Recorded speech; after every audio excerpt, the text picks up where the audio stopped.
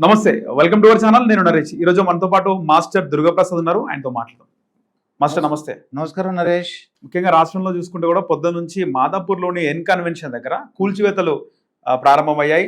హైడ్రా కీలకంగా తీసుకుంది. దీనికి సంబంధించి హైడ్రా రంగనాథ్ గారు గతంలో ఆయన పైన విమర్శలు వచ్చినాయి. సో చిన్న వాళ్ళ ఇల్లులు కూలుస్తారు కానీ పెద్ద పెద్ద వాళ్ళు సెలబ్రిటీస్ రాజకీయ నాయకుల ఇల్లు కూల్చే దమ్ము మీకు ఉందా అని చెప్పి ఆయనకు ప్రశ్నలు కూడా వచ్చాయి. దీనికి సంబంధించి ఉదయం పొద్దునే కూడా మిషనరీ అంతా వెళ్ళిపోయి దాదాపు ఎన్ కన్వెన్షన్ మొత్తం కూడా ఇప్పటికీ 60% పూర్తయింది. సో నాగార్జున గారు ఒక భాగస్వామిగా ఎన్ కన్వెన్షన్లో ఉన్నారు. ఆయన one of the important partner. మీరు ఏం చెప్తారు? ఈ కూల్చివేతల పైన ఏం చెప్తారు? రాజకీయ నేపథ్యం ఏమైనా ఉందా? ఏమంటారు? ఇక్కడ రేవంత్ రెడ్డి గారు కాన్సన్ట్రేట్ చేశారా నాగార్జున మీద, లేదంటే నాగార్జున కదా దానం నాగేంద్ర మీదే అతను ఒక హెచ్ఎండి ఆక్యుపై చేసిన ఆయన కూడా కొట్టించాడు. అది ఇక్కడ ఏంటంటే ఇంకోటి ఏంటంటే నాగార్జున కొన్ని తప్పులు కూడా చేశాడు ఈయన. ఇక్కడ బీఆర్ఎస్ ప్రభుత్వం ఉన్నప్పుడు ఒక విషయం చెప్పాడు. ఎవరో చంద్రశేఖర్ గారు, కేసీఆర్ ఏం చెప్పాడంటే ఆయన గ్రీకు వీరుడు కాదు గోకుడు వీరుడు అని చెప్పాడు అన్నమాట. గీకుడు వీరుడు, గీకుడు వీరుడు అని.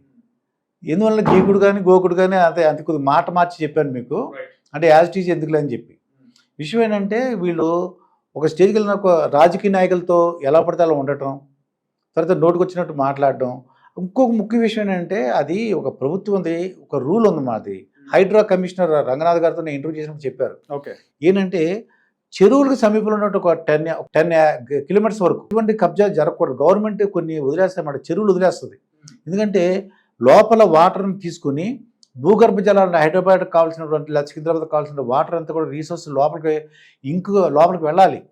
వెళ్తే ప్రతి ఇంటికి కూడా బోర్ ఉన్న కూడా వాటర్ వస్తుంది. ఓకే, ఆ ఉద్దేశంతో మీకు 700 చెరువులు ఉండాలంట. అప్పుడు అటువంటివి లేవు. ఇప్పుడు ఎన్నో ఒక 100లోకే 150లోకి వచ్చేసినాయి చెరువులు.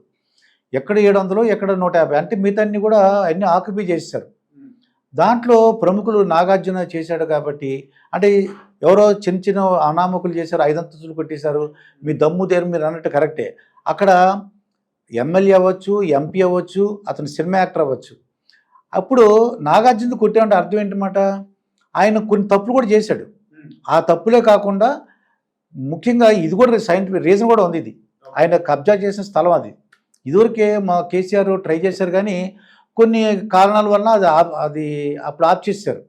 ఇప్పుడు రేవంత్ రెడ్డి గారు హైడ్రా ప్రత్యేకంగా ఒక కమిషన్ పెట్టి వాళ్ళ ఆధ్వర్యంలో చెరువులన్నీ కూడా ఏవైతే కబ్జా అయ్యాయో అన్నీ కూడా మీకు మళ్ళీ దాన్ని స్వాధీనపరచుకోవాలి, మళ్ళీ ప్రభుత్వానికి అప్పచెప్పడం. అలా కాకుండా ఇంకోటి ఏంటంటే ఈయన సినిమా యాక్టరే కాబట్టి చంద్రబాబు నాయుడు ఇప్పుడు యాక్చువల్గా ఏంటంటే ఇక్కడ చంద్రబాబు నాయుడు కూటమి ప్రభుత్వం వచ్చింది.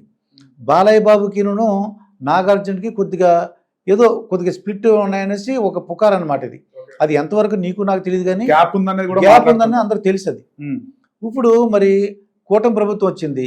అక్కడున్న కూటమి ప్రభుత్వం రేవంత్ రెడ్డి గారు ఇద్దరు కూడా ఒకటే. ఇప్పుడు మరి ఆ బాలయ్య బాబు గారికి వ్యతిరేకమైనటువంటి నాగార్జున ఎన్ కన్వెన్షన్ కొట్టేయాలి. అదేనే కాదు ఇంకేదున్నా సరే ఉంటుందా సార్? ఖచ్చితంగా అలాంటిది ఉంటుందా? ఉంటుంది, గ్యారంటీగా. ఓకే, ఇటు ప్రభుత్వము బాలకృష్ణకు దగ్గరగా ఉందని చెప్పేసి అవతల వ్యక్తి పైన ఏదైనా చేసే అవకాశం ఉంటుందంటారా? ఉంటుంది కదా, గ్యారంటీగా. ఎందుకంటే ఈయన నాగార్జున చాలా విషయాలు ఏం చెప్పాడంటే ప్రభుత్వాన్ని వ్యతిరేకించేవాడండి. మేము ప్రభుత్వానికి ట్యాక్సులు కడుతున్నాం, ప్రభుత్వం మాకు హెల్ప్ చేయాలి, సినిమా వాళ్ళకి రిక్వెస్ట్ చేయడం వేరు, డిమాండ్ చేయడం వేరు, నోటుకు వచ్చిన మాట్లాడడం వేరు. అది ఏమవుతుందంటే నాగార్జున గారు మరి ఎందుకు అలా ఏ పరిస్థితులు అన్నారన్నది కొద్దిగా అభిమానులకు కానీ చాలామందికి కూడా ఇబ్బందిగా ఉంది. ఆయన గతంలో తెలుగుదేశం ప్రభుత్వం ఉన్నప్పుడు చంద్రబాబు నాయుడు గారి మీద విమర్శలు చేసిన సందర్భాలు కూడా ఉన్నాయి. కానీ రీసెంట్గా నాగార్జున గారు ఆయన సినిమా ఏదో ఉన్నప్పుడు మాకు ప్రభుత్వంతో ఎలాంటి ఇది లేదు, ఎలాంటి అదేంటి జగన్మోహన్ రెడ్డి ప్రభుత్వం కాబట్టి ప్రభుత్వంతో కూడా అప్పుడు ఏంటి మారింది కదా, కూటమి ప్రభుత్వం వచ్చింది.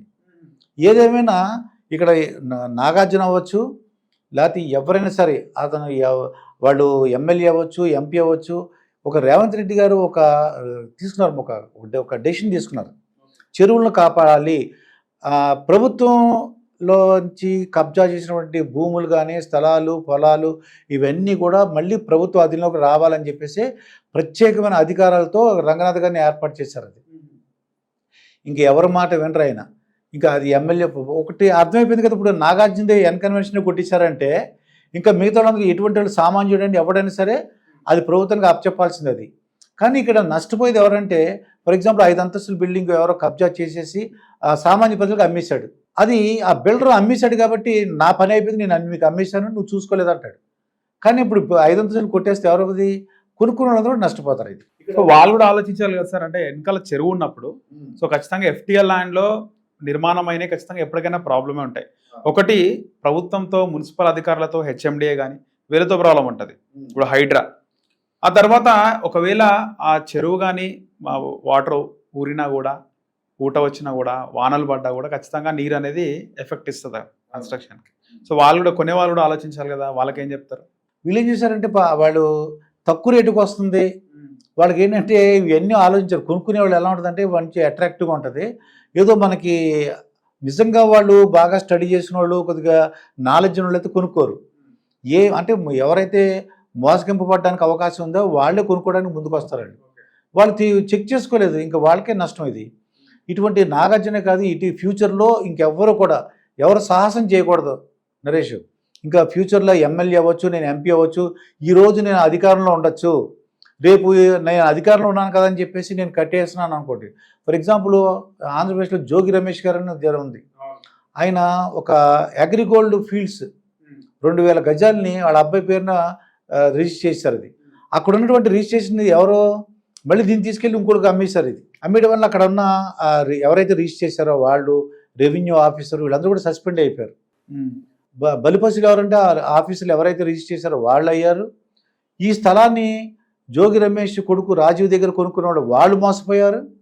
వాళ్ళు కూడా ఇప్పుడు ఏం చేయాలంటే వాళ్ళు కోర్టుకు వెళ్ళి మేము ఈ డబ్బులకి మేము కొనుక్కున్నాము, వీళ్ళు ఏదో మాకు అక్రమ అంటే స్థలం వాళ్ళ కాని స్థలం మాకు అమ్మారని చెప్పేసి ఒక క్రిమినల్ కేసు పెట్టాలన్నమాట. ఇది మమ్మల్ని చీట్ చేశారని చెప్పేసి ఇది ఒక గుణపాఠం. నిజంగానే రేవంత్ రెడ్డి గారు ఒక ఛాలెంజ్గా తీసుకున్నట్టు నాకు అనిపిస్తుంది. ఇది రేవంత్ రెడ్డి పార్టీలో ఇప్పటివరకు కూడా దానం నాగేందర్, అటు మహిపాల్ రెడ్డి చాలా మంది కబ్జా కోరులు ఉన్నటువంటి ఎమ్మెల్యేలే కాంగ్రెస్ పార్టీలో జాయిన్ అయినారు అనేది ఒక ప్రధాన విమర్శ మనకి వినబడుతుంది. దానం నాగేందర్ సంబంధించి ఆయనకు కూడా కబ్జా ఉంది, మహిపాల్ రెడ్డి కబ్జా చేసినట్టు. వాళ్ళ ఎమ్మెల్యేల పరిస్థితి ఉంది, వాళ్ళ ఎమ్మెల్యేల కబ్జా ల్యాండ్లు కానీ కబ్జా ఇల్లులు కానీ ఉంటే కూల్ చేసే అవకాశం ఉందంటారా? డెఫినెట్గా కూల్ చేస్తారు. దీన్ని బట్టి బీఆర్ఎస్లో నుంచి ఎవరు వచ్చినా సరే, బీఆర్ఎస్ నుంచి ఎమ్మెల్యేలు కానీ ఎంపీలు కానీ కాంగ్రెస్ ప్రభుత్వం జాయిన్ అయినా వాళ్ళు ఏం చేయకుండానే వాళ్ళకి కావాల్సింది ఏంటంటే వీళ్ళు ఆ యొక్క ఆస్తులు రక్షించుకుందామని వస్తున్నారు. కానీ ఎటువంటి పరిస్థితి రేవంత్ రెడ్డి ఆ కండిషన్ పెడతారు నాకు తెలిసినంత వరకు. మీరు వస్తే రండి పార్టీల్లో, కానీ మీరు ప్రభుత్వం స్థలం అయితే దాన్ని అప్పచెప్పాలి. మీ మీద క్యాష్ లేకుండా చేయొచ్చేమో కానీ ఆ స్థలం మాత్రం ప్రభుత్వానికి అప్పచెప్పాలి. అది ఎగైన్ దాన్ని ఎక్కువ రిట్రీవ్ అంటమాట. మన కమిషనర్ గారు చెప్పారు, రిట్రీవ్ అంటే దాన్ని మళ్ళీ స్వాధీనపరచుకోవటం. దీన్ని ఎవరైతే కబ్జా చేశారో వాళ్ళని మళ్ళీ రిట్రీవ్ చేసుకోవటం. ఇది ఇంతటితో నేను ఆపుతాడు అనుకోవట్లేదండి. రేవంత్ రెడ్డి కానీ ఏదో రంగనాథ్ కానీ ఇదేదో నాకు ఆ రెవెన్యూ డిపార్ట్మెంట్ కానీ RRR లాగా ఉంది నగరేష్. రేవంత్ రెడ్డి, రంగనాథ్, రెవెన్యూ డిపార్ట్మెంట్ RRRతో ఇంకా ఈ హైదరాబాద్కి మంచి రోజులు వచ్చినట్టు నాకు అనిపిస్తుంది. తగ్గే ప్రసక్తే లేదు, తగ్గేదే లేదు. ఇది తగ్గేదేలే తగ్గేదిలే అనమాట. రైట్, ధన్యవాదాలు అండి.